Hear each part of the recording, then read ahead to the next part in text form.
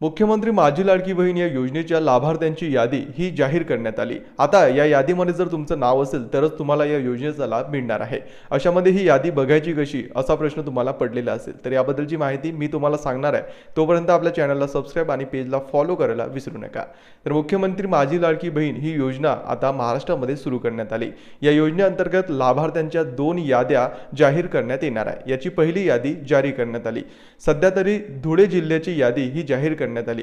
ही यादी बघायची कशी असा प्रश्न तुम्हाला पडलेला असेल तर तुम्हाला तुमच्या क्रोम मध्ये धुळे कोऑपरेशन सर्च करायचा आहे। यानंतर तुम्हाला दुसऱ्या क्रमांकावर माझी लाडकी बहीण लाभार्थी यादी असं बघायला मिळेल।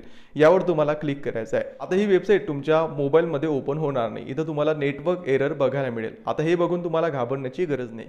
आता तुम्हाला ही वेबसाईट वारंवार रिफ्रेश म्हणजे रिलोड करायची आहे। आता काही वेळा रिलोड केल्यावर ही वेबसाईट तुमच्या मोबाईल मध्ये ओपन होऊन जाईल। आता तुम्ही बघू शकता की वेबसाईट ओपन झाल्यावर इथं तब्बल 12 वार्ड